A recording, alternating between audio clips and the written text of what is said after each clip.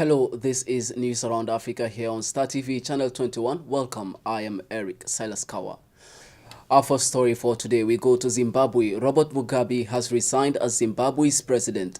The 93-year-old leader, who has led the country for nearly 4 decades, has given up the reins shortly after Zimbabwe's parliament began an impeachment process against him. Let's get more from Zimbabwe. Public notice of my resignation as soon as possible, as required by Section 96, subsection 1 of the Constitution of Zimbabwe. Yours faithfully, Robert Mugabe, President of the Republic of Zimbabwe. Now, in a letter read out in Parliament by the Speaker of the House, President Mugabe said it was his decision to step down voluntarily. Mugabe has been facing pressure for days following a military takeover. Zimbabweans flooded the streets of Harare in celebration of his resignation. Now, Mugabe was until now the world's oldest leader. He had previously refused to resign despite last week's military takeover and days of protests.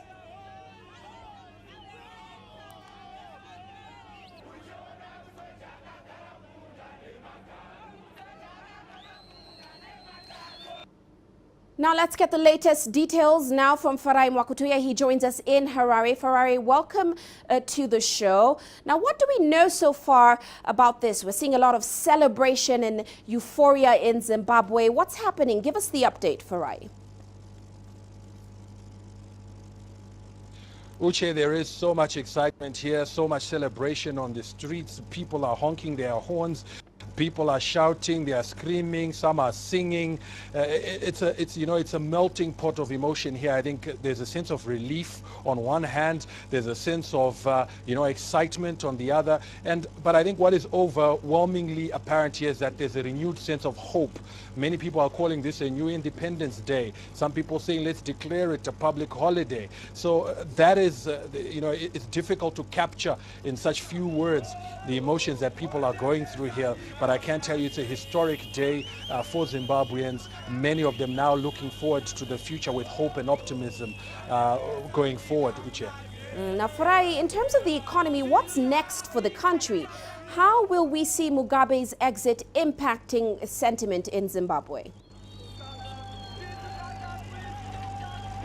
Well, I think it will have a positive sentiment. I think the first thing is just the fact that President Robert Mugabe is no longer there. He has been for very long, an impediment to investment into this country. There are some corporates, some potential investors who have said that they will hold back the investment because their problem may not necessarily be the fundamentals in Zimbabwe, but they had a problem with the person of Robert Mugabe. Now that that is gone, we expect that sentiment to change. We also expect that some of the policies that have been implemented under President Robert Mugabe may be repealed or perhaps even revised. I'm talking here about indigenization. We're looking at things that will attract investment into the country. So the expectation here is that now that he is gone, now that there's a new dispensation, people will look at that, perhaps not immediately bring in their money. We don't expect this to happen overnight, but I think there's now, an openness to come to look at Zimbabwe as an investment option again. We know that there are many people who have wanted to invest here, who've been holding back, waiting perhaps for a change of leadership, which has come now, so that interest will be renewed, and perhaps the interest will be followed by the dollars, the investment dollars, which Zimbabwe desperately needs. And Farai, of course, this depends on what happens on the political front next. So what can we expect? Is Mnangagwa taking over as leader of the country now? Are you expecting elections anytime soon? Well, elections are due next year in 2018. By 31st of July, Zimbabwe must have had its elections. Now, what the Constitution says is when a president steps down or resigns, in this particular case, the government, the last acting vice president should take his place and is allowed to complete that term. So we don't need to go to fresh elections. Even if he had resigned 2 years ago, whoever took over would finish the entire term. the entire term, the 2 years that were remaining. So in this case, Emmerson Mnangagwa, who has been nominated by the ruling party, will then take over this term and complete it, see it out to its completion, which is next year when elections will be held in this country. So that is what we expect to happen. Former Vice President Emmerson Mnangagwa was not in the country. He left when he was fired, and we expect him back overnight to now come back and take the reins of this ship. In his absence, what cabinet will do is will look for the most senior or highest ranking cabinet minister who will run the country in the interim until that process of reinstating Vice President Emmerson Mnangagwa, former Vice President Emmerson Mnangagwa, is completed. Still in Zimbabwe, since the military seized power last week in Zimbabwe, investors have been dumping stock. The market shed nearly a third of its value in the past week. Let's get an insight on that story. For a while, the Zimbabwe Stock Exchange looked unstoppable. A record-breaking bull run, fueled by inflation-weary investors seeking refuge in stocks, propelled the market to a peak of about $15 billion in early November. Analysts expected a self-correction to cap the spectacular run, but say last week's military operation has only accelerated matters. To date, I think we have lost north of 4 billion in terms of market capitalization. Are we still going down? In my view, yes, there's still a lot of downside. We might actually see the market, we believe the market is going to bottom down somewhere inside of 10 billion. And we still have got a few days more to go before we see stability coming back to the market. Some foreign-owned businesses have taken precautionary measures to safeguard their human and capital assets. But despite initial fears, most have remained open and are trading as normal. Impending changes on the political landscape could lure investors with a long-term focus. Right now we are staring into real possibilities that probably will see changes on the policy front. There are possibilities that we might actually see changes on the indigenization front, tax laws and so forth. So if you look at that in the long term, I think this is very good for companies. If a new administration emerges, it has the massive challenge of addressing the festering issues that have plunged the country into the current economic crisis. I suspect that everyone knows that fixing the economy is a very, very urgent issue.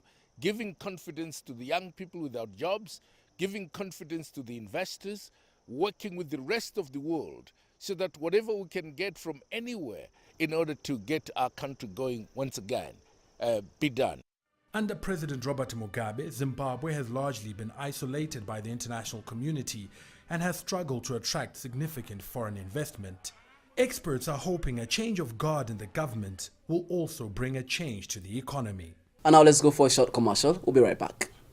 Always wanted to get some good IT training, but often wondered where, when, and why. Allow me to share my pleasant discovery. Situated on the outskirts of Freetown on Mile 91 Freetown Highway, Silicon Hills, just opposite the former Camp Charlie, is the Canadian College of Modern Technology. And apart from its serene environment, which makes it most suitable for learning, this certified and accredited Canadian College of Modern Technology, with its well-experienced international and local teaching staff. We offer courses in computer science, business administration, human resource management, development studies, and mass communication. They will help you develop and demonstrate effective problem-solving skills to be successful IT professionals. You may also like to know that this fully equipped institution is not only special for its wireless connectivity and its unique waste management policy, which seeks to help reduce their carbon footprint, but also has a 24-hour solar electricity power supply and a backup generator.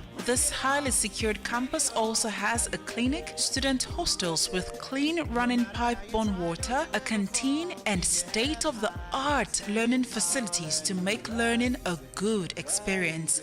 Enrollment for 2016 starts right away. And here's a little secret.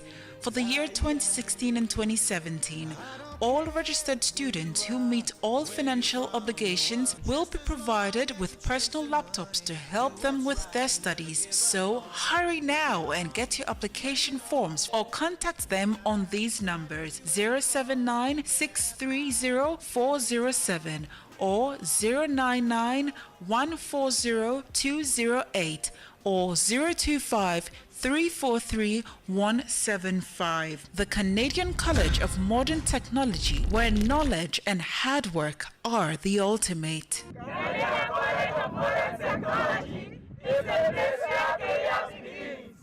keep it high. Welcome back from those commercials. You're still watching News Around Africa here on Star TV. Over to South Sudan now.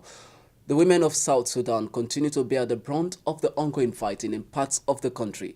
Many have lost their husbands in the clashes, fled their homes, and are raising their children alone in refugee camps. CGTN's Coletta Wanhonyi met some of these women in Krambela in southwestern Ethiopia.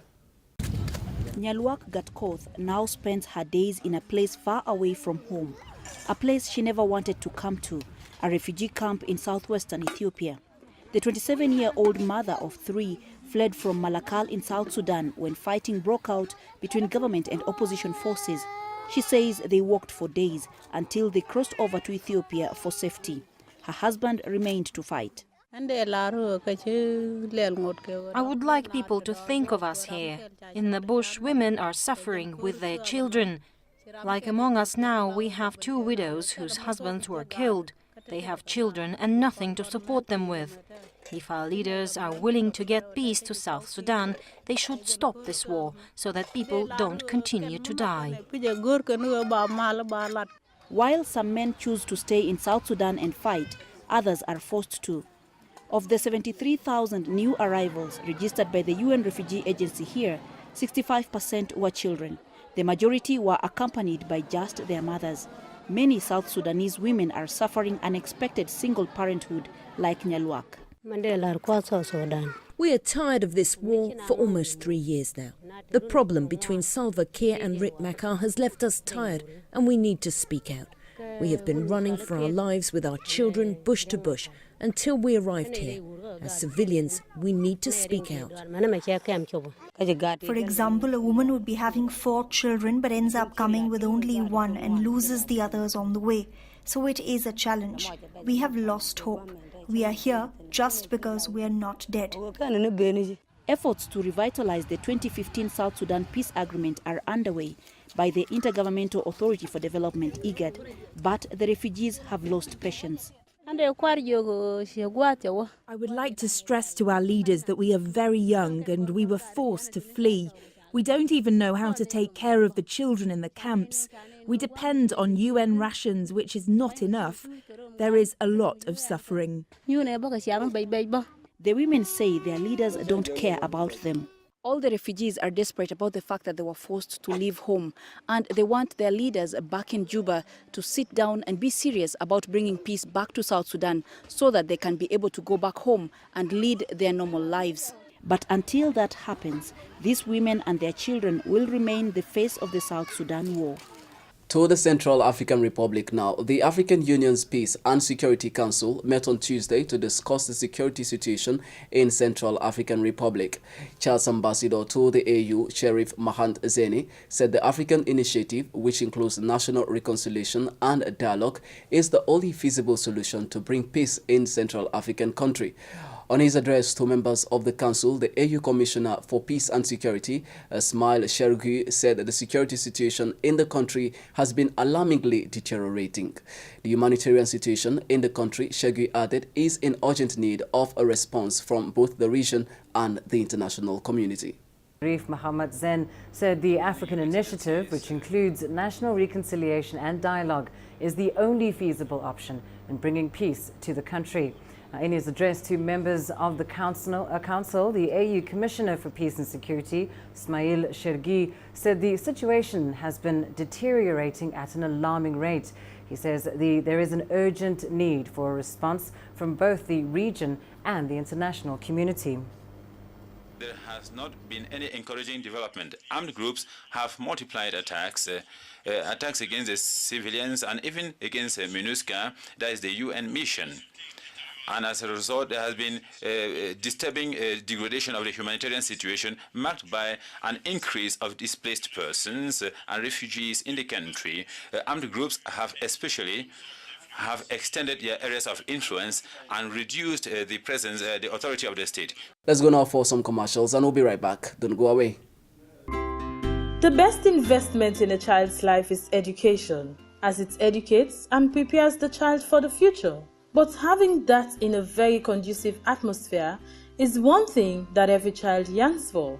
At Nyakom Nursery Preparatory and High School, situated at number 5 Bauma of Femitono Drive, Godrich, your child's future is guaranteed. At Nyakom, we admit pupils from nursery to SSS 4. Striving for excellence is one of Nyakom's mission, and that is accomplished through our conducive learning environment that comes in a fenced compound, a one-to-one seating accommodation, trained and qualified teachers, guidance and counseling units, plus a spacious playing ground which affirms the saying, all work and no play makes Jack a dull boy. At Nyakom, recreational facilities are available for your child's relaxation and learning, like baskets and volleyball courts, DSTV facility, fully equipped computer and science labs, with bus services ensuring their pupils are picked up and dropped to and from school, thus guaranteeing their safety. Make haste and have your child or ward admitted into Nyakom Nursery Preparatory and High School, which is situated at number 5 Bauma of Femitono Drive, Godrich, as admission for the academic year 2017 and 2018 has commenced. Education is the key, remember. Welcome, you're still watching News Around Africa here on Star TV, Channel 21. Over to Nigeria now. The U.S. government will spend $45.5 million to fund the economic activities of communities affected by the Boko Haram insurgency in Nigeria. U.S. Deputy Secretary of State John Sullivan says part of the fund will support agriculture to jumpstart the economy and provide job opportunities for Nigerians. He has promised that the U.S. will continue to work closely with Nigeria on the repatriation of stolen assets. John Sullivan says part of the funds will support agriculture to jumpstart the economy and provide job opportunities for Nigerians. He's promised that the U.S. will continue to work closely with Nigeria on the repatriation of stolen assets. The two nations are co-hosting a global forum on asset recovery next month. Nigeria's Foreign Affairs Minister Geoffrey Onyema and Sullivan have witnessed the signing of several agreements on security cooperation, economic growth and development, as well as good governance and democracy. We are here in the United States government. We're looking to, as we do around the world, to advocate for U.S. business and investment. But ultimately, it's those businesses and those banks that need to be competitive and need to find a competitive marketplace here in which they do business. So our goal is to provide the assistance we can to the government of Nigeria to create that marketplace that's attractive to investors, to U.S. business and other businesses. And now in sport. Somalia's capital, Mogadishu, is hosting a team of Somali footballers from Australia. The team are on a nationwide tour as part of an initiative using sports to foster peace and integration in Somalia. The 37-member team and their coach arrived in Mogadishu on Friday for a series of matches. For most of the players from this local team from the Australian Council of Victoria in Melbourne, it was their first time in Somalia, their original homeland. In Mogadishu, they played their opening match with the city champions Waberi district football team, who recently won the city's inter-district football tournament. It's the first match of its own kind. The city champions Waberi are battling it out against the local Somali team from Australia, and it's all about community integration. The coach tells me that the message behind this match here today is to create unity among different young people from Somalia. Football is the things can unite the people. Whoever, just give them a time, they have the energy to play and run. And they can share the good idea and all the fans, they will enjoy. If the boys are come together and always playing a good football and shaking the hand, that's a unity of the people.